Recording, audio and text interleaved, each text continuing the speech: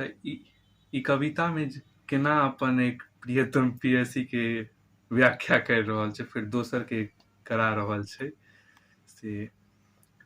अंधेरी भीड़ में रिसेप्शन की रात में अपने प्रेयसी को ढूंढ रहा था। अंधेरी भीड़ में रिसेप्शन की रात में अपने प्रेयसी को ढूंढ रहा था।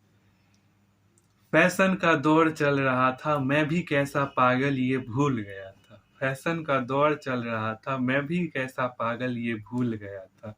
न जाने किस मुखौटे में वो छुपी हुई थी। अंतर्मन भी भ्रमित हो रहा था, कैसे ढूंढूं इतनी अप्सराओं में अपनी प्रेयसी को। अंतर्मन भी भ्रमित हो रहा था, कैसे ढूंढूं इतनी मेनकाओं में अपनी प्रेयसी को।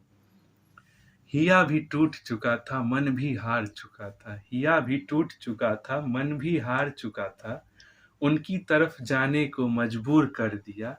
फिर उनकी वो जालिम सी हंसी ने मुझे उनकी तरफ जाने को मजबूर कर दिया। ऐसा क्यों होता था मेरे साथ? उनका रोना बहुत प्यारा लगता और उनका हंसना बड़ा भयावह लगता था। फिर उस भीड़ में एक शुद्ध प्रकृति स्वरूपा मिली मुझे, जिसे देखने को चांद भी आज अमावस के नियम को तोड़ फलित हो उठा था आकाश में।